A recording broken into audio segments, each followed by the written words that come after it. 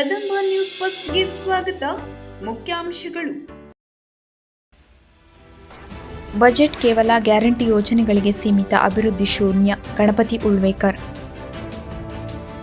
22 ಕೋಟಿ ರೂಪಾಯಿ ವೆಚ್ಚದ ಅಂಬೇಡ್ಕರ್ ವಸತಿ ಶಾಲೆ ಶಂಕುಸ್ಥಾಪನೆಗೆ ಚಾಲನೆ, ಶಾಸಕ ಭೀಮಣ್ಣ ನಾಯ್ಕ್. ನಗರ ಸ್ಥಳೀಯ ಸಂಸ್ಥೆಗಳು ಕೈಗಾರಿಕಾ ವಸಾಹತುಗಳಿಗೆ ಸೌಲಭ್ಯ ಒದಗಿಸಬೇಕು, ಜಿಲ್ಲಾಧಿಕಾರಿ.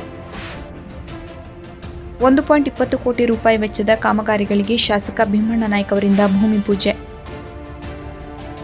ಜಿಲ್ಲೆಯ ವಿವಿಧ ಬಸ್ ನಿಲ್ದಾಣದಲ್ಲಿ ಬಜೆಟ್ ನೇರ ಪ್ರಸಾರ, ಎಲ್ಇಡಿ ಪರದೆಯಲ್ಲಿ ಬಜೆಟ್ ವೀಕ್ಷಿಸಿದ ಪ್ರಯಾಣಿಕರು. ನೂತನವಾಗಿ ನಿರ್ಮಿಸಲಾದ ಪ್ಲೇ ಪಾರ್ಕ್ ಉದ್ಘಾಟನೆ ಹಾಗೂ ವರುಷದ ಹರುಷ ಎಂಬ ಸಾಂಸ್ಕೃತಿಕ ಕಾರ್ಯಕ್ರಮ ಯಶಸ್ವಿ. ಎಂಇಎಸ್ ವಾಣಿಜ್ಯ ಮಹಾವಿದ್ಯಾಲಯದ ವಿದ್ಯಾರ್ಥಿಗಳಿಂದ ಉತ್ತಮ ಸಾಧನೆ. ಬೇಡ್ತಿ ಅಘನಾಶಿನಿ ನದಿ ತಿರುವು ಯೋಜನೆ ಡಿಪಿಆರ್ ಕೆಲಸಕ್ಕೆ ತಡೆ ನೀಡಿ ರಾಜ್ಯ ನೀರಾವರಿ ಇಲಾಖೆ ಉನ್ನತ ಅಧಿಕಾರಿಗಳಿಗೆ ಬೇಡ್ತಿ ಅಘನಾಶಿನಿ ಸಮಿತಿಯ ಆಗ್ರಹ. ದಾಂಡೇಲಿ ನಗರದಲ್ಲಿ ಬೃಹತ್ ಮೊಸಳೆ ಪ್ರತ್ಯಕ್ಷ, ಆತಂಕಗೊಂಡ ಸ್ಥಳೀಯರು. ಪ್ರಸಕ್ತ ಬಜೆಟ್ ಕೇವಲ ಗ್ಯಾರಂಟಿ ಯೋಜನೆಗಳಿಗೆ ಸೀಮಿತವಾಗಿದ್ದು, ಉತ್ತರ ಕನ್ನಡ ಜಿಲ್ಲೆಯ ಪ್ರಮುಖ ಕ್ಷೇತ್ರಗಳಾದ ಮೀನುಗಾರಿಕೆ, ಕೃಷಿ ಮತ್ತು ಪ್ರವಾಸೋದ್ಯಮದ ಅಭಿವೃದ್ಧಿಯನ್ನು ಸಂಪೂರ್ಣವಾಗಿ ಕಡೆಗಣಿಸಲಾಗಿದೆ ಎಂದು ವಿಧಾನ ಪರಿಷತ್ ಸದಸ್ಯರಾದ ಗಣಪತಿ ಉಳ್ವೇಕರ್ ತೀವ್ರ ಅಸಮಾಧಾನ ವ್ಯಕ್ತಪಡಿಸಿದ್ದಾರೆ. ಕಾರವಾರಕ್ಕೆ ಸೂಪರ್ ಸ್ಪೆಷಾಲಿಟಿ ಆಸ್ಪತ್ರೆ ಘೋಷಣೆಯಾಗಿರುವುದು ಸ್ವಾಗತಾರ್ಹವಾದರೂ ಆಸ್ಪತ್ರೆ ನಿರ್ಮಾಣಕ್ಕೆ ಮೊದಲೇ ಸೂಕ್ತ ಸ್ಥಳ ಗುರುತಿಸಿರುವುದು ಮತ್ತು ಸದ್ಯವಿರುವ ಮಲ್ಟಿ ಸ್ಪೆಷಾಲಿಟಿ ಆಸ್ಪತ್ರೆಯಲ್ಲಿ ತಜ್ಞ ವೈದ್ಯರು ಹಾಗೂ ಅತ್ಯಾಧುನಿಕ ಯಂತ್ರೋಪಕರಣಗಳ ಕೊರತೆ ಇರುವುದು ಬೇಸರದ ಸಂಗತಿಯಾಗಿದೆ. ರಾಜ್ಯವನ್ನು ಅಭಿವೃದ್ಧಿಯತ್ತ ಕೊಂಡೊಯ್ಯುವ ಬದಲು ಕಾಂಗ್ರೆಸ್ ಸರ್ಕಾರವು ಸಾಲದ ಕೂಪಕ್ಕೆ ತಳ್ಳಿದೆ. ರಾಜ್ಯದ ಒಟ್ಟು ಸಾಲ 8.24 ಲಕ್ಷ ಕೋಟಿ ರೂಪಾಯಿಗಳ ಗಡಿ ದಾಟಿದ್ದು, ಪ್ರತಿಯೊಬ್ಬ ಕನ್ನಡಿಗನ ಮೇಲೆ ಸರಾಸರಿ 1.17 ಲಕ್ಷ ರೂಪಾಯಿಗಳ ಸಾಲದ ಹೊರೆ ಹೊರಿಸಲಾಗಿದೆ. ಸಾಲ ಮಾಡುವುದರಲ್ಲಿ ನಂಬರ್ 1 ಸ್ಥಾನದಲ್ಲಿರುವ ಈ ಸರ್ಕಾರದ ಅಭಿವೃದ್ಧಿ ಮಾತ್ರ ಶೂನ್ಯ ಎಂದು ಅವರು ಟೀಕಿಸಿದ್ದಾರೆ. ಇನ್ನು 2024 ಮತ್ತು 2027ರ ಅವಧಿಯವರೆಗೆ ಲಕ್ಷಾಂತರ ಕೋಟಿ ರೂಪಾಯಿಗಳ ಸಾಲದ ಸುರುಳಿಯನ್ನು ಸೃಷ್ಟಿಸಿರುವ ಮುಖ್ಯಮಂತ್ರಿಗಳ ನಡೆ ಕನ್ನಡಿಗರ ಭವಿಷ್ಯಕ್ಕೆ ಮಾರಕವಾಗಿದೆ. ಆರ್ಥಿಕ ತಜ್ಞ ಎಂದು ಕರೆಸಿಕೊಳ್ಳುವ ಸಿದ್ದರಾಮಯ್ಯನವರ ನಿಜವಾದ ಸಾಧನೆ ಜನಸಾಮಾನ್ಯರ ಮೇಲೆ ಸಾಲದ ಹೊರೆ ಹೇರಿರುವುದೇ ಆಗಿದೆ ಎಂದು ಉಳ್ವೇಕರ್ ಕಟುವಾಗಿ ಆಕ್ಷೇಪಿಸಿದ್ದಾರೆ. ಎಲ್ರಿಗೂ ನಮಸ್ಕಾರ. ಇದೇ ಬರುವ ಫೆಬ್ರವರಿ 24ರಿಂದ ನಮ್ಮ ದೇವರ ಜಾತ್ರೆ ಪ್ರಸಿದ್ಧವಾದಂಥ ಜಾತ್ರೆ ಮತ್ತು ನಮ್ಮ ದಕ್ಷಿಣ ಭಾರತದ ಅತಿ ದೊಡ್ಡ ಜಾತ್ರೆ. ಈ ಜಾತ್ರೆಗೆ ನಮ್ಮ ಉತ್ತರ ಕನ್ನಡ ಜಿಲ್ಲೆಯ ಪ್ರತಿಯೊಬ್ಬರು ಬಂದು ಆ ದೇವರ ಒಂದು ಆಶೀರ್ವಾದಕ್ಕೆ ಪಾಲುಗಾರ ಆಗಬೇಕಂತ ನಾನು ನನ್ನ ಉತ್ತರ ಕನ್ನಡ ಜಿಲ್ಲೆಯ ಸಮಸ್ತ ನಾಗರಿಕರ ಪರವಾಗಿ ನಾನು ವಿನಂತಿ ಮಾಡಿಕೊಳ್ತೇನೆ. ಅದೇ ರೀತಿ ಪ್ರತಿಯೊಂದು ನಮಗೆ ತಿಳಿದ ಮಟ್ಟಿಗೆ ಶ್ರೀ ಮಾರಿಕಾಂಬ ದೇವರು ಅವರ ಅನುಗ್ರಹ ಮತ್ತು ಅವರು ಏನು ನಮ್ಮ ಭಕ್ತಾದಿಗಳಿಗೆ ಏನು ಅವರ ಮನಸ್ಸಿನಲ್ಲಿ ಏನಾದರೂ ಬೇಡಿಕೆ ಮಾಡಿದರೆ ಅದು ಕ್ಷಣದಲ್ಲೇ ಒಂದು ಪರಿಹಾರ ಸಿಗುವಂಥ ವ್ಯವಸ್ಥೆ ಮತ್ತು ಅತಿ ಈ ನಮ್ಮ ಕರ್ನಾಟಕ ರಾಜ್ಯಕ್ಕೆ ಅತಿ ದೊಡ್ಡ ಜಾತ್ರೆ ಅಂತ ಹೇಳಲಿಕ್ಕೆ ಹೆಮ್ಮೆ ಪಡ್ತೀವಿ.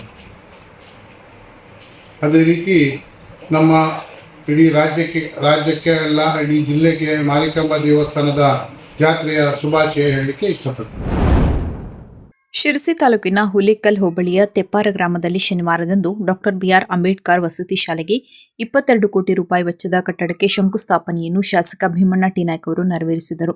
ಕಾರ್ಯಕ್ರಮದ ಅಧ್ಯಕ್ಷತೆ ವಹಿಸಿ ಮಾತನಾಡಿದ ಅವರು, ಗ್ರಾಮೀಣ ಭಾಗದ ವಿದ್ಯಾರ್ಥಿಗಳಿಗೆ ಗುಣಮಟ್ಟದ ಶಿಕ್ಷಣ ಮತ್ತು ವಸತಿ ಸೌಲಭ್ಯ ಕಲ್ಪಿಸುವ ನಿಟ್ಟಿನಲ್ಲಿ ಈ ಯೋಜನೆ ಒಂದು ಮೈಲಿಗಲ್ಲಾಗಿದೆ.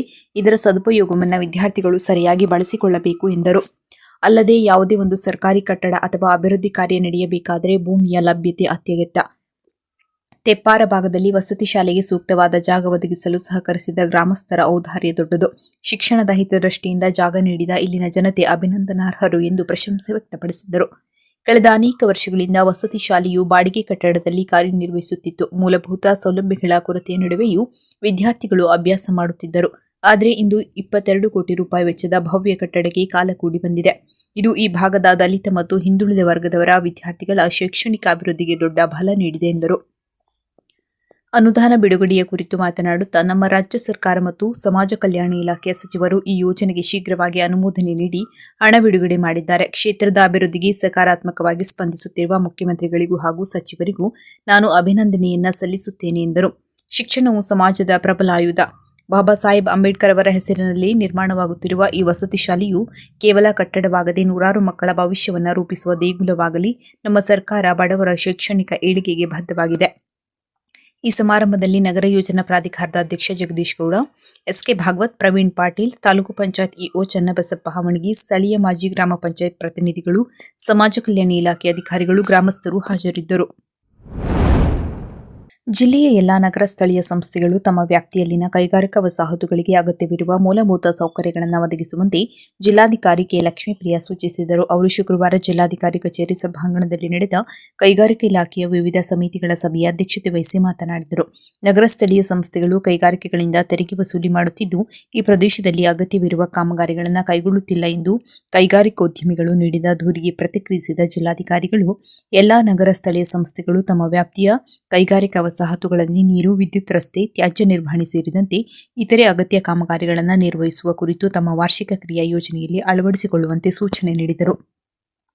ದಾಂಡೇಲಿ ಕೈಗಾರಿಕಾ ವಸಾಹತುವಿನಲ್ಲಿ ಹಂಚಿಕೆಯಾಗಿರುವ ನಿವೇಶನಗಳನ್ನು ನೋಂದಣಿ ಮಾಡುವ ಕುರಿತಂತೆ ಎದುರಿಸುತ್ತಿರುವ ಸಮಸ್ಯೆಗಳ ಕುರಿತಂತೆ ಕರ್ನಾಟಕ ಸಣ್ಣ ಕೈಗಾರಿಕಾ ಅಭಿವೃದ್ಧಿ ನಿಗಮ ಯೋಜನಾ ನಿರ್ದೇಶಕರು, ನಗರಾಭಿವೃದ್ಧಿ ಕೋಶ ಮತ್ತು ಆಯುಕ್ತರು ನಗರಸಭೆ ದಾಂಡೇಲಿ ಜಂಟಿಯಾಗಿ ನಿಯಮಾನುಸಾರ ಪರಿಶೀಲಿಸಿ ಸಮಸ್ಯೆಯನ್ನು ಇತ್ಯರ್ಥಪಡಿಸುವಂತೆ ಮತ್ತು ರಾಮನಗರ ಕೈಗಾರಿಕಾ ವಸಾಹತುವಿಗೆ ನಿರಂತರ ವಿದ್ಯುತ್ ಪೂರೈಕೆ ಮಾಡಲು ವಿದ್ಯುತ್ ಉಪ ಕೇಂದ್ರ ಸ್ಥಾಪಿಸುವಂತೆ ಕುರಿತು ತಹಶೀಲ್ದಾರ್ ಅವರಿಂದ ವರದಿ ಪಡೆದು ಅರಣ್ಯ ಇಲಾಖೆಯ ಸೂಕ್ತ ಅನುಮತಿಯೊಂದಿಗೆ ವಿದ್ಯುತ್ ಕೇಂದ್ರ ಸ್ಥಾಪಿಸುವಂತೆ ಹೆಸ್ಕಾಂ ಅಧಿಕಾರಿಗಳಿಗೆ ತಿಳಿಸಿದರು. ಶಿರಸಿ ತಾಲೂಕಿನ ಕುಳುವೆ ಗ್ರಾಮ ಪಂಚಾಯತ್ ವ್ಯಾಪ್ತಿಯ ತೆರಕನಹಳ್ಳಿ ಗ್ರಾಮದಲ್ಲಿ ರಸ್ತೆ ಸುಧಾರಣೆ ಹಾಗೂ ತಡೆಗೋಡೆ ನಿರ್ಮಾಣಕ್ಕೆ ಮಂಜೂರಾದ 1.20 ಕೋಟಿ ರೂಪಾಯಿ ವೆಚ್ಚದ ಕಾಮಗಾರಿಗಳಿಗೆ ಶಾಸಕ ಭೀಮಣ್ಣ ನಾಯ್ಕ ಶನಿವಾರ ಭೂಮಿ ಪೂಜೆ ನೆರವೇರಿಸಿದರು. ಲೋಕೋಪಯೋಗಿ ಇಲಾಖೆಯಿಂದ 85 ಲಕ್ಷ ರೂಪಾಯಿಗಳಲ್ಲಿ ಮಂಜೂರಾದ ತಾಲೂಕಿನ ಸೋಂಗೆಮನೆ, ಒಂಚಳಿ ಫಾಲ್ಸ್, ರಾಷ್ಟ್ರೀಯ ಹೆದ್ದಾರಿ 145, ಕೆಂಚಗದ್ದೆ, ಕುಳುವೆ, ಉಗ್ರಮನೆ, ಗಡಿಹಳ್ಳಿ, ತೆರಕನಹಳ್ಳಿ, ಬಂಡಲಬೈಲ್ನಿಂದ ರಾಷ್ಟ್ರೀಯ ಹೆದ್ದಾರಿ 77 ಲಿಂಕ್ ರಸ್ತೆ ಕಿಲೋಮೀಟರ್ 11.70 ರಿಂದ 12.70 ರವರೆಗೆ ಆಯ್ದ ಭಾಗದಲ್ಲಿ ರಸ್ತೆ ಸುಧಾರಣೆ ಹಾಗೂ ಶಿರಸಿ ತಾಲೂಕಿನ ರಾಷ್ಟ್ರೀಯ ಹೆದ್ದಾರಿ 145 ರಿಂದ ವಯ್ಯಾ ಕೆಂಚಗದ್ದೆ, ಕುಳುವೆ, ಉಗ್ರಮನೆ, ಗಡಿಹಳ್ಳಿ, ತೆರಕನಹಳ್ಳಿಯಿಂದ ರಾಷ್ಟ್ರೀಯ ಹೆದ್ದಾರಿ 77 ರವರೆಗೂ ಕೂಡು ರಸ್ತೆ ಕಿಲೋಮೀಟರ್ 14.70 ರಲ್ಲಿ ಭಾರೀ ಮಳೆಯಿಂದ ರಸ್ತೆ ಬದಿ ಧರೆ ಕುಸಿತ ಭಾಗಕ್ಕೆ ತಡೆಗೋಡೆ ನಿರ್ಮಾಣಕ್ಕೆ ಮಂಜೂರಾದ 30 ಲಕ್ಷ ರೂಪಾಯಿ ವೆಚ್ಚದ ಕಾಮಗಾರಿಗಳಿಗೆ ಸೇರಿದಂತೆ ಒಟ್ಟು 1.20 ಕೋಟಿ ರೂಪಾಯಿ ವೆಚ್ಚದ 2 ಕಾಮಗಾರಿಗಳಿಗೆ ಶಾಸಕರು ಚಾಲನೆ ನೀಡಿದರು. ನಂತರ ಮಾತನಾಡಿದ ಅವರು, ನಗರ ಹಾಗೂ ಗ್ರಾಮೀಣ ಭಾಗ ಎಂಬ ತಾರತಮ್ಯವಿಲ್ಲದೆ ಸಮನಾಗಿ ಅನುದಾನ ಹಂಚಿಕೆ ಮಾಡಲಾಗಿದೆ. ಮುಖ್ಯಮಂತ್ರಿ ಸಿದ್ದರಾಮಯ್ಯ ನೇತೃತ್ವದ ಕಾಂಗ್ರೆಸ್ ಸರ್ಕಾರ ನುಡಿದಂತೆ ನಡೆದು ಪಂಚ ಗ್ಯಾರಂಟಿ ಯೋಜನೆಗಳ ಜೊತೆ ಅಭಿವೃದ್ಧಿಗೂ ಅನುದಾನ ನೀಡುತ್ತಿದೆ. ಆದ್ದರಿಂದ ವಿರೋಧ ಪಕ್ಷದವರು ಮಾತನಾಡಲು ಅವಕಾಶವಿಲ್ಲದಂತಾಗಿದೆ ಎಂದರು. ಅಭಿವೃದ್ಧಿ ಎಂಬುದು ನಿಂತ ನೀರಲ್ಲ. ಜನತೆಯ ಆಶೀರ್ವಾದದಿಂದ ಕ್ಷೇತ್ರದ ಶಾಸಕರಾದ ಬಳಿಕ ಸದಾ ಅಭಿವೃದ್ಧಿ ಕಾರ್ಯಗಳ ಮೂಲಕ ಜನತೆಯ ಆಶೋತ್ತರ ಈಡೇರಿಕೆಗೆ ಪ್ರಾಮಾಣಿಕ ಪ್ರಯತ್ನ ಮಾಡುತ್ತಿದ್ದೇನೆ. ಮುಂದಿನ ದಿನಗಳಲ್ಲಿ ಇನ್ನೂ ಅಭಿವೃದ್ಧಿ ಕಾರ್ಯಗಳಿಗೆ ಆದ್ಯತೆ ನೀಡುತ್ತಿದ್ದೇನೆ ಎಂದು ಭರವಸೆ ನೀಡಿದರು. ಕುಳುವೆ ಗ್ರಾಮ ಪಂಚಾಯತ್ ಮಾಜಿ ಸದಸ್ಯ ಸಂದೇಶ್ ಭಟ್ ಬೆಳಕಂಡ ಪ್ರಾಸ್ತಾವಿಕ ಮಾತನಾಡಿ, ಭೀಮಣ್ಣ ನಾಯ್ಕ ಶಾಸಕರಾದ ಬಳಿಕ ಕುಳುವೆ ಗ್ರಾಮ ಪಂಚಾಯತ್ ವ್ಯಾಪ್ತಿಯಲ್ಲಿ ವಿವಿಧ ಅಭಿವೃದ್ಧಿ ಕಾಮಗಾರಿಗಳಿಗೆ 2 ಕೋಟಿ ರೂಪಾಯಿಗಳಿಗಿಂತ ಹೆಚ್ಚಿನ ಅನುದಾನ ಬಿಡುಗಡೆಗೊಳಿಸಿ ಅಭಿವೃದ್ಧಿಗೆ ಸಹಕಾರ ನೀಡಿದ್ದಾರೆ. ಅಲ್ಲದೆ ಇನ್ನೂ ಅನುದಾನ ನೀಡುವ ಭರವಸೆ ನೀಡಿದ್ದಾರೆ ಎಂದರು. ಶಿರಸಿ ನಗರ ಯೋಜನಾ ಪ್ರಾಧಿಕಾರದ ಅಧ್ಯಕ್ಷ ಜಗದೀಶ್ ಗೌಡ, ಭೂ ನ್ಯಾಯ ಮಂಡಳಿಯ ಸದಸ್ಯ ಎಸ್ಕೆ ಭಾಗವತ್, ಶಿರಸಿಮಕ್ಕಿ, ಕುಳುವೆ ಗ್ರಾಮ ಪಂಚಾಯತ್ ಮಾಜಿ ಉಪಾಧ್ಯಕ್ಷ ಶ್ರೀನಾಥ್ ಶೆಟ್ಟಿ, ಘಟಕಾಧ್ಯಕ್ಷ ಮಂಜುನಾಥ್ ಭಟ್ ಬೆಳಕಂಡ, ಪ್ರಮುಖರಾದ ಭರತ್ ಹೆಗಡೆ ಕೆಂಚಗದ್ದೆ, ನಾಗೇಶ್ ಹೆಗಡೆ, ರವಿ ಹೆಗಡೆ, ಗ್ರಾಮಸ್ಥರಾದ ಅಶೋಕ್ ನಾಯ್ಕ್, ರಮೇಶ್ ನಾಯ್ಕ್, ತಿಮ್ಮ ನಾಯ್ಕ್ ಮತ್ತಿತರರು ಉಪಸ್ಥಿತರಿದ್ದರು. ರಾಜ್ಯದ ಇತಿಹಾಸದಲ್ಲೇ ಇದೇ ಮೊದಲ ಬಾರಿಗೆ ರಾಜ್ಯದ ಎಲ್ಲಾ ರಸ್ತೆ ಸಾರಿಗೆ ನಿಗಮಗಳ ಬಸ್ ನಿಲ್ದಾಣಗಳಲ್ಲಿ ಶುಕ್ರವಾರ ಮುಖ್ಯಮಂತ್ರಿ ಸಿದ್ದರಾಮಯ್ಯ ಮಂಡಿಸಿದ ಐತಿಹಾಸಿಕ 17ನೇ ಬಜೆಟ್ ನೇರ ಪ್ರಸಾರವನ್ನು ಎಲ್ಇಡಿ ಪರದೆ ಮೇಲೆ ಪ್ರಯಾಣಿಕರು ವೀಕ್ಷಿಸುವ ಮೂಲಕ ಖುಷಿಪಟ್ಟರು. ವಿಧಾನಸೌಧದಲ್ಲಿ ಮುಖ್ಯಮಂತ್ರಿ ಸಿದ್ದರಾಮಯ್ಯ ಬಜೆಟ್ ಮಂಡಿಸುತ್ತಿದ್ದಂತೆಯೇ ರಾಜ್ಯದ ಬಹುತೇಕ ಬಸ್ ನಿಲ್ದಾಣಗಳಲ್ಲಿ ಬಜೆಟ್ ನೇರ ಪ್ರಸಾರವನ್ನು ವೀಕ್ಷಿಸಲು ಅವಕಾಶ ಕಲ್ಪಿಸಿದ್ದರಿಂದ ಬಸ್ ನಿಲ್ದಾಣಗಳಲ್ಲಿದ್ದ ಪ್ರಯಾಣಿಕರು ಬಜೆಟ್ ಮಂಡನೆಯನ್ನು ನೇರವಾಗಿ ಕಣ್ತುಂಬಿಕೊಳ್ಳುವ ಮೂಲಕ ಸಂತೋಷ ವ್ಯಕ್ತಪಡಿಸಿದರು. ಸಾಮಾನ್ಯವಾಗಿ ಸಾರ್ವಜನಿಕರಿಗೆ ಇಂತಹ ಕಾರ್ಯಕ್ರಮಗಳನ್ನು ನೇರವಾಗಿ ವೀಕ್ಷಿಸಲು ಅವಕಾಶ ಕಡಿಮೆ. ಆದರೆ ಈ ಬಾರಿ ಬಜೆಟ್ ಮಂಡನೆ ಕುರಿತು ಸರ್ಕಾರ ಕೈಗೊಂಡ ಈ ಪ್ರಯತ್ನಕ್ಕೆ ಪ್ರಯಾಣಿಕರು ಮೆಚ್ಚುಗೆ ವ್ಯಕ್ತಪಡಿಸಿದರು. ಬಸ್ ನಿಲ್ದಾಣಗಳಲ್ಲಿ ಪ್ರಯಾಣಕ್ಕಾಗಿ ಕಾಯುತ್ತಿದ್ದ ಅನೇಕರು ಎಲ್ಇಡಿ ಪರದೆಗಳ ಮೂಲಕ ಬಜೆಟ್ ಮಂಡನೆಯನ್ನು ಏಕಾಗ್ರತೆಯಿಂದ ವೀಕ್ಷಿಸಿ ಸರ್ಕಾರದ ವಿವಿಧ ಯೋಜನೆಗಳು ಹಾಗೂ ಅಭಿವೃದ್ಧಿ ಕ್ರಮಗಳ ಕುರಿತು ಮಾಹಿತಿ ಪಡೆಯಲು ಸಾಧ್ಯವಾಯಿತು. ಸಾರ್ವಜನಿಕರಿಗೆ ಸರ್ಕಾರದ ಕಾರ್ಯಕ್ರಮಗಳನ್ನು ನೇರವಾಗಿ ತಲುಪಿಸುವ ಉದ್ದೇಶದಿಂದ ಕೈಗೊಂಡ ಈ ಕ್ರಮವನ್ನು ಕಾರವಾರದ ಬಸ್ ನಿಲ್ದಾಣದಲ್ಲಿ ಜನತೆ ಸ್ವಾಗತಿಸಿದರು. ಬಸ್ ನಿಲ್ದಾಣಗಳಲ್ಲಿ ಅಳವಡಿಸಿರುವ ಎಲ್ಇಡಿ ಪರದೆಯಲ್ಲಿ ಪ್ರಯಾಣಿಕರು ಬಜೆಟ್ ಮಂಡನೆ, ಬಜೆಟ್ ವೀಕ್ಷಿಸಿ ಸಂತಸ ವ್ಯಕ್ತಪಡಿಸಿದರು ಎಂದು ಕಾರವಾರ ಘಟಕದ ವ್ಯವಸ್ಥಾಪಕಿ ಸೌಮ್ಯ ತಿಳಿಸಿದರು. ಈ ವೇಳೆ ನೂತನವಾಗಿ ನಿರ್ಮಿಸಲಾದ ಪ್ಲೇ ಪಾರ್ಕ್ ಉದ್ಘಾಟಿಸಿದ ಭಟ್ಕಳ ತಹಶೀಲ್ದಾರ್ ನಾಗೇಂದ್ರ ಕೊಳಶೆಟ್ಟಿ ಮಾತನಾಡಿ, ಇಂದಿನ ದಿನಗಳಲ್ಲಿ ಸರ್ಕಾರಿ ಶಾಲೆಗಳು ಸುಸಜ್ಜಿತವಾಗಿದ್ದು ಕಲಿಕೆ ಮತ್ತು ಸೌಲಭ್ಯಗಳ ವಿಚಾರದಲ್ಲಿ ಅವು ಯಾವುದೇ ಖಾಸಗಿ ಶಾಲೆಗಳಿಗೂ ಕಡಿಮೆ ಇಲ್ಲ ಎಂದು ಅಭಿಪ್ರಾಯಪಟ್ಟರು. ಕಾರ್ಯಕ್ರಮದ ಮುಖ್ಯ ಅತಿಥಿಗಳಾಗಿ ಆಗಮಿಸಿದ್ದ ಕ್ಷೇತ್ರ ಶಿಕ್ಷಣಾಧಿಕಾರಿ ವೆಂಕಟೇಶ್ ನಾಯ್ಕ ಅವರು ಶಾಲೆಯ ವಿನೂತನ ಮಾದರಿಯ ಕಟ್ಟಡವಾದ ವಿದ್ಯಾವಾಹಿನಿ ಎಕ್ಸ್‌ಪ್ರೆಸ್‌ಗೆ ಹಸಿರು ನಿಶಾನೆ ತೋರಿಸಿದರು. ಬಳಿಕ ಮಾತನಾಡಿದ ಅವರು, ರೈಲಿನ ಮಾದರಿಯಲ್ಲಿರುವ ಶಾಲಾ ಕಟ್ಟಡವು ಆಕರ್ಷಕವಾಗಿದ್ದು ಮಕ್ಕಳನ್ನು ಶಾಲೆಗೆ ಸೆಳೆಯುವಲ್ಲಿ ಯಶಸ್ವಿಯಾಗಿದೆ. ಇಂತಹ ಸೃಜನಾತ್ಮಕ ಪ್ರಯತ್ನಗಳು ನಮ್ಮ ಶಿಕ್ಷಣ ಇಲಾಖೆಗೆ ಹೆಮ್ಮೆ ತಂದಿದೆ ಎಂದು ಕೊಂಡಾಡಿದರು. ಕಾರ್ಯಕ್ರಮದ ಅಧ್ಯಕ್ಷತೆಯನ್ನು ಶಾಲಾ ಎಸ್‌ಡಿಎಂಸಿ ಅಧ್ಯಕ್ಷರಾದ ಶ್ರೀಧರ್ ನಾಯ್ಕ ವಹಿಸಿದ್ದರು. ರಾಜ್ಯಮಟ್ಟದ ಪುಷ್ಟಿ ಯೋಜನೆ ಅಡಿಯಲ್ಲಿ ಉತ್ತಮ ಎಸ್‌ಡಿಎಂಸಿ ಪ್ರಶಸ್ತಿಗೆ ಈ ಶಾಲೆ ಆಯ್ಕೆಯಾಗಿದ್ದು, ಇದರ ಜೊತೆಯಲ್ಲಿ ಶಾಲೆಯ ಮುಖ್ಯೋಪಾಧ್ಯಾಯ ಮನೋಜ್ ಶೆಟ್ಟಿ ಅವರು ರ.ಪ.ಶ. ಶಿಕ್ಷಕರ ಸಂಘದ ವತಿಯಿಂದ ನೀಡಲಾದ ಪ್ರತಿಷ್ಠಿತ ಜ್ಯೋತಿ ಬಾಪುಲೆ ರಾಜ್ಯಮಟ್ಟದ ಉತ್ತಮ ಶಿಕ್ಷಕ ಪ್ರಶಸ್ತಿ ಪುರಸ್ಕೃತರಾಗಿರುವ ಹಿನ್ನೆಲೆಯಲ್ಲಿ ಶಾಲೆಯ ಈ ಮಹೋನ್ನತ ಸಾಧನೆಗೆ ಕಾರಣರಾದ ಶಾಲಾ ಶಿಕ್ಷಕರಾದ ಮನೋಜ್ ಶೆಟ್ಟಿ ಹಾಗೂ ಸವಿತಾ ಹೆರವಟ್ಟ ಅವರನ್ನು ಎಸ್‌ಡಿಎಂಸಿ ಸದಸ್ಯರು ಹಾಗೂ ಊರ ನಾಗರಿಕರು ಇದೇ ಸಂದರ್ಭದಲ್ಲಿ ಆತ್ಮೀಯವಾಗಿ ಸನ್ಮಾನಿಸಿದರು. ವರುಷದ ಹರುಷ ಕಾರ್ಯಕ್ರಮದ ಅಧ್ಯಕ್ಷತೆಯನ್ನು ಮುರುಡೇಶ್ವರ ಲಯನ್ಸ್ ಕ್ಲಬ್ ಅಧ್ಯಕ್ಷ ಕಿರಣ್ ಕಾಯ್ಕಿಣಿ ವಹಿಸಿದ್ದರು. ಈ ವೇಳೆ ನಡೆದ ಸಾಂಸ್ಕೃತಿಕ ಕಾರ್ಯಕ್ರಮಗಳು ಎಲ್ಲರ ಗಮನ ಸೆಳೆದವು. ಸಮಸ್ತ ಗ್ರಾಮಸ್ಥರ ಸಹಕಾರದೊಂದಿಗೆ ಶಾಲೆಯಲ್ಲಿ ನಡೆದ ಎಲ್ಲ ಕಾರ್ಯಕ್ರಮಗಳು ಅತ್ಯಂತ ಯಶಸ್ವಿಯಾಗಿ ನೆರವೇರಿದವು. ಈ ಸಂದರ್ಭದಲ್ಲಿ ಎಸ್‌ಡಿಎಂಸಿ ಉಪಾಧ್ಯಕ್ಷೆ ರತ್ನಾ ನಾಗಪ್ಪ ನಾಯ್ಕ, ನಿಕಟಪೂರ್ವ ಗ್ರಾಮ ಪಂಚಾಯತ್ ಸದಸ್ಯೆ ಹಾಗೂ ಪ್ಲೇ ಪಾರ್ಕ್ ನಿರ್ಮಿಸಲು ಸಹಕರಿಸಿದ ದಾನಿಗಳಾದ ಮೇಘನಾ ಕಾಮತ್ ಹಾಗೂ ತಿಮ್ಮಪ್ಪ ನಾಯ್ಕ, ನಿಕಟಪೂರ್ವ ಗ್ರಾಮ ಪಂಚಾಯತ್ ಸದಸ್ಯ ರಾಮಚಂದ್ರ ನಾಯ್ಕ, ಬಿಆರ್ಸಿ ಸಮನ್ವಯಾಧಿಕಾರಿ ಪೂರ್ಣಿಮಾ ಮೊಗೇರ್, ದೈಹಿಕ ಪರಿವೀಕ್ಷಕ ಪ್ರಶಾಂತ್ ಶಿರಾಲಿ, ಕರ್ನಾಟಕ ರಾಜ್ಯ ಸರ್ಕಾರಿ ನೌಕರರ ಸಂಘದ ತಾಲೂಕು ಅಧ್ಯಕ್ಷ ಎಂಎನ್ ನಾಯ್ಕ, ಪ್ರಾಥಮಿಕ ಶಾಲಾ ಶಿಕ್ಷಕರ ಸಂಘದ ತಾಲೂಕು ಅಧ್ಯಕ್ಷ ಉಲ್ಲಾಸ್ ನಾಯ್ಕ, ಬೆಂಗ್ರೆ ಪಂಚಾಯತ್ ಪಿಡಿಒ ಆದ ರಮೇಶ್ ನಾಯ್ಕ ಉಪಸ್ಥಿತರಿದ್ದರು. ಶಾಲಾ ಮುಖ್ಯೋಪಾಧ್ಯಾಯರು ಮನೋಜ್ ಶೆಟ್ಟಿ ಸ್ವಾಗತಿಸಿದರು. ಸಹ ಶಿಕ್ಷಕಿ ಸವಿತಾ ಹೆರವಟ್ಟ ವಂದಿಸಿದರು. ಜನವರಿ 2026ರಲ್ಲಿ ಜರುಗಿದ ಕರ್ನಾಟಕ ವಿಶ್ವವಿದ್ಯಾಲಯ ಮಟ್ಟದಲ್ಲಿ ನಡೆದ ಬಿಕಾಂ 3ನೇ ಸೆಮಿಸ್ಟರ್ ಪರೀಕ್ಷಾ ಫಲಿತಾಂಶ ಪ್ರಕಟವಾಗಿದ್ದು, ಉತ್ತಮ ಫಲಿತಾಂಶ ಬಂದಿದೆ. ವರ್ಷಾ ಎನ್ಗೌಡ 93.71% ಪ್ರಥಮ, ಪ್ರಿಯಾ ಎ ರಾಣೋಜಿ 90.29% ದ್ವಿತೀಯ, ಪ್ರಾರ್ಥನಾ ಭಟ್ 89.71 ತೃತೀಯ, ಸಮೃದ್ಧಿ ಹೆಗಡೆ 88.71 ನಾಲ್ಕನೇ ಸ್ಥಾನ ಹಾಗೂ ಇಕ್ರಾ ಸೈಯದ್ 88.29 ಐದನೇ ಸ್ಥಾನವನ್ನು ಪಡೆದಿರುತ್ತಾರೆ. ಅತ್ಯುತ್ತಮ ಫಲಿತಾಂಶದ ಮೂಲಕ ಕಾಲೇಜಿಗೆ ಕೀರ್ತಿ ತಂದ ಎಲ್ಲ ವಿದ್ಯಾರ್ಥಿ ಸಮೂಹವನ್ನು ಮಾಡರ್ನ್ ಎಜುಕೇಷನ್ ಸೊಸೈಟಿ ಅಧ್ಯಕ್ಷರಾದ ಶ್ರೀ ಜಿ.ಎಂ. ಹೆಗಡೆ ಮುಳಕೊಂಡ, ಗೌರವ ಪ್ರಧಾನ ಕಾರ್ಯದರ್ಶಿಗಳಾದ ಶ್ರೀ ಎಸ್.ಪಿ. ಶೆಟ್ಟಿ, ವಾಣಿಜ್ಯ ಮಹಾವಿದ್ಯಾಲಯದ ಉಪಸಮಿತಿ ಅಧ್ಯಕ್ಷರಾದ ಶ್ರೀ ವರೀಂದ್ರ ಕಾಮತ್, ಪ್ರಾಚಾರ್ಯರಾದ ಡಾ. ವಿ.ಆರ್. ಭಟ್ ಹಾಗೂ ಬೋಧಕ-ಬೋಧಕೇತರ ಸಿಬ್ಬಂದಿಗಳು ಅಭಿನಂದಿಸಿದ್ದಾರೆ. ಬೇಡ್ತಿ ಅಘನಾಶಿನಿ ಕೊಳ್ಳ ಸಂರಕ್ಷಣಾ ಸಮಿತಿಯ ನಿಯೋಗ ಬೆಂಗಳೂರಿನಲ್ಲಿ ಇತ್ತೀಚೆಗೆ ಭಾರತ ಸರ್ಕಾರದ ರಾಷ್ಟ್ರೀಯ ಜಲಾಭಿವೃದ್ಧಿ ಸಂಸ್ಥೆ ಮುಖ್ಯ ಎಂಜಿನಿಯರ್ ಕೃಷ್ಣಮೂರ್ತಿ ಅವರನ್ನು ಭೇಟಿ ಮಾಡಿತು. ಬೇಡ್ತಿ ಮತ್ತು ಅಘನಾಶಿನಿ ಕಣಿವೆಗಳು ಪ್ರಚಲಿತ ಪರಿಸ್ಥಿತಿಯ ವೈಜ್ಞಾನಿಕ ಮಾಹಿತಿಗಳ ವರದಿ ಸಲ್ಲಿಸಿತು. ಪಟ್ಟಣದ ಹೊಳೆಯಲ್ಲಿ 7 ಪಂಚಾಯತ್ಗಳ 1000 ಜನರು ನದಿ ಪೂಜೆ ಮಾಡಲು ಹೋದಾಗ ಚಿಕ್ಕ ಹಳ್ಳದ ರೀತಿಯಲ್ಲಿ ಇಲ್ಲಿ ನೀರು ಹರಿಯುವ ಇಂದಿನ ಸ್ಥಿತಿಯನ್ನು ಎತ್ತಿ ಹೇಳಿದರು. ನೀರೇ ಇಲ್ಲದ ಶಾಲ್ಮಲೆ, ಬೇಡ್ತಿ, ಅಘನಾಶಿನಿ ನದಿಗಳ ನೀರಿನ ಲೆಕ್ಕ ತಲೆಕೆಳಗಾಗಿದೆ. ಪಶ್ಚಿಮ ಘಟ್ಟದ ಬೃಹತ್ ಯೋಜನೆಗಳ ಭಾರದಿಂದ ವಿನಾಶದ ಪರಿಸ್ಥಿತಿಗೆ ಬಂದಿದೆ ಎಂದು ಸಮಿತಿಯ ತಜ್ಞರು ಪ್ರತಿಪಾದಿಸಿದರು. ಸಮಿತಿ ಅಧ್ಯಕ್ಷ ಅನಂತ ಹೆಗಡೆ ಅಶಿಸರ, ಸಂಚಾಲಕರಾದ ಡಾ. ಬಾಲಚಂದ್ರ ಸಾಯಿಮನಿ, ನಾರಾಯಣ ಗಡಿಕೈ, ಗಣಪತಿ ಕೆ. ವಿವೇಕ್, ನರಹರಿ ಮುಂತಾದವರು ವಿವರ ತಜ್ಞ ಮಾಹಿತಿಗಳನ್ನು ಆಧಾರ ಸಹಿತ ಗಮನಕ್ಕೆ ತಂದರು. ಸಿಡಬ್ಲ್ಯೂಎ ದಕ್ಷಿಣ ಭಾರತದ ಕಚೇರಿ ಅಧಿಕಾರಿ ಮುಖ್ಯ ಎಂಜಿನಿಯರ್ ಕೃಷ್ಣಮೂರ್ತಿಯವರು ಈಗಾಗಲೇ ದೆಹಲಿಯಿಂದ ಜನಪ್ರತಿನಿಧಿಗಳ ನಿಯೋಗ ನೀಡಿದ ಮನವಿ ತಮ್ಮ ಕೈ ಸೇರಿದೆ. ಈ ಕುರಿತು ಮಾಹಿತಿ ಸಿಕ್ಕಿದೆ. ಕೆನರಾ ಸಂಸದರು ಸಾಧ್ಯತಾ ವರದಿ ಪ್ರತಿಯನ್ನು ಒದಗಿಸಲು ಪತ್ರ ಬರೆದಿದ್ದಾರೆ ಎಂದು ತಿಳಿಸಿದರು.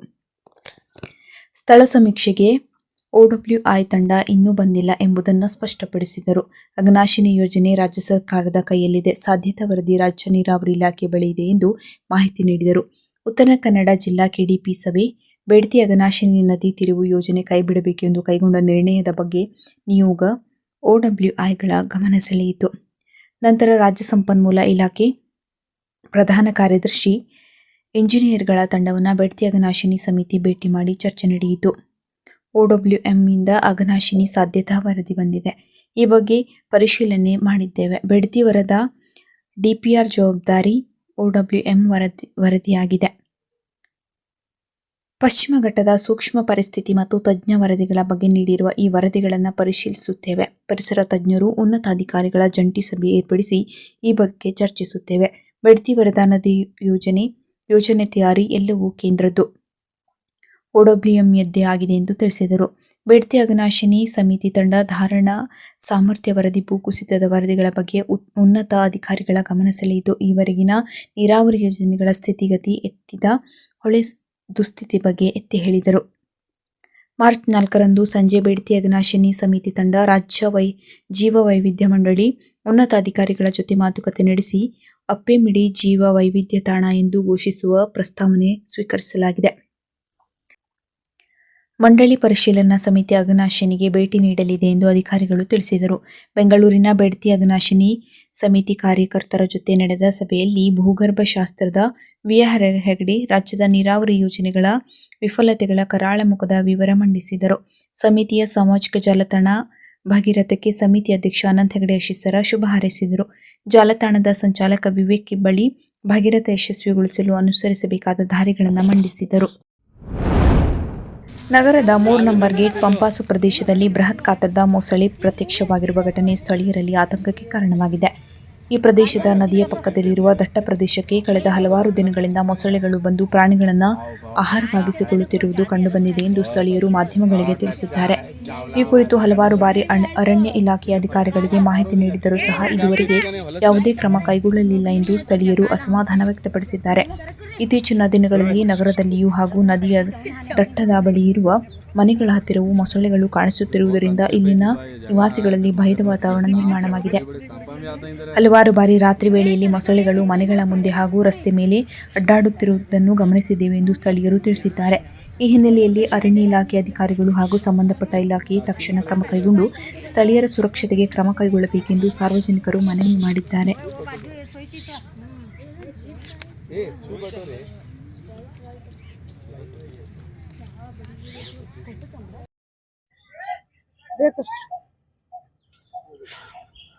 नमस्ते सर, आपके माध्यम से कहना चाहेंगे कि ये देखो इतना बड़ा मगरमच्छ कॉलोनी इधर इतना पास है सर, इसके ऊपर आया है और करीबन 2 घंटे से आके यहीं पे बैठा है वो। बच्चे लोग इधर आते, यहाँ पे कंपाउंड है, छोटा कंपाउंड है, फिर भी लेकिन बच्चे लोग आते।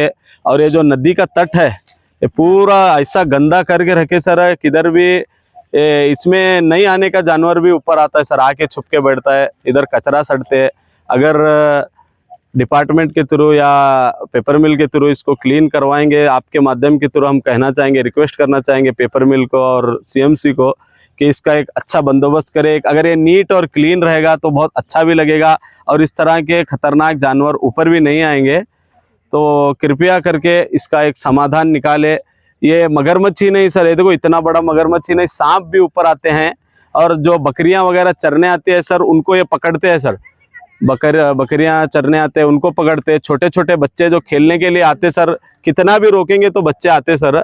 मुश्किल से अगर कहीं पे ऊपर आए, बच्चे अकेला रहेगा, कुछ भी अगर हादसा हो गया तो बहुत बड़ा ये हो सकता है सर।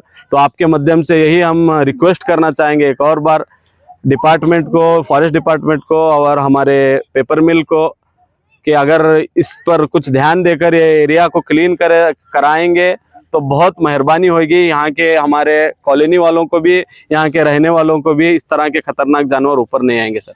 धन्यवाद सर। ಕೊನೆಯಲ್ಲಿ ಮತ್ತೊಮ್ಮೆ ಮುಖ್ಯಾಂಶಗಳು. ಬಜೆಟ್ ಕೇವಲ ಗ್ಯಾರಂಟಿ ಯೋಜನೆಗಳಿಗೆ ಸೀಮಿತ, ಅಭಿವೃದ್ಧಿ ಶೂನ್ಯ. ಗಣಪತಿ ಉಳ್ವೇಕರ್. 22 ಕೋಟಿ ರೂಪಾಯಿ ವೆಚ್ಚದ ಅಂಬೇಡ್ಕರ್ ವಸತಿ ಶಾಲೆ ಶಂಕುಸ್ಥಾಪನೆಗೆ ಚಾಲನೆ, ಶಾಸಕ ಭೀಮಣ್ಣ ನಾಯ್ಕ್. ನಗರ ಸ್ಥಳೀಯ ಸಂಸ್ಥೆಗಳು ಕೈಗಾರಿಕಾ ವಸಾಹತುಗಳಿಗೆ ಸೌಲಭ್ಯ ಒದಗಿಸಬೇಕು, ಜಿಲ್ಲಾಧಿಕಾರಿ. 1.20 ಕೋಟಿ ರೂಪಾಯಿ ವೆಚ್ಚದ ಕಾಮಗಾರಿಗಳಿಗೆ ಶಾಸಕ ಭೀಮಣ್ಣ ನಾಯ್ಕ್ ಅವರಿಂದ ಭೂಮಿ ಪೂಜೆ. ಜಿಲ್ಲೆಯ ವಿವಿಧ ಬಸ್ ನಿಲ್ದಾಣದಲ್ಲಿ ಬಜೆಟ್ ನೇರ ಪ್ರಸಾರ, ಎಲ್ಇಡಿ ಪರದೆಯಲ್ಲಿ ಬಜೆಟ್ ವೀಕ್ಷಿಸಿದ ಪ್ರಯಾಣಿಕರು. ನೂತನವಾಗಿ ನಿರ್ಮಿಸಲಾದ ಪ್ಲೇ ಪಾರ್ಕ್ ಉದ್ಘಾಟನೆ ಹಾಗೂ ವರುಷದ ಹರುಷ ಎಂಬ ಸಾಂಸ್ಕೃತಿಕ ಕಾರ್ಯಕ್ರಮ ಯಶಸ್ವಿ. ಎಂಇಎಸ್ ವಾಣಿಜ್ಯ ಮಹಾವಿದ್ಯಾಲಯದ ವಿದ್ಯಾರ್ಥಿಗಳಿಂದ ಉತ್ತಮ ಸಾಧನೆ. ಬೇಡ್ತಿ ಅಘನಾಶಿನಿ ನದಿ ತಿರುವು ಯೋಜನೆ ಡಿಪಿಆರ್ ಕೆಲಸಕ್ಕೆ ತಡೆ ನೀಡಿ ರಾಜ್ಯ ನೀರಾವರಿ ಇಲಾಖೆ ಉನ್ನತ ಅಧಿಕಾರಿಗಳಿಗೆ ಬೇಡ್ತಿ ಅಘನಾಶಿನಿ ಸಮಿತಿಯ ಆಗ್ರಹ. ದಾಂಡೇಲಿ ನಗರದಲ್ಲಿ ಬೃಹತ್ ಮೊಸಳೆ ಪ್ರತ್ಯಕ್ಷ, ಆತಂಕಗೊಂಡ ಸ್ಥಳೀಯರು.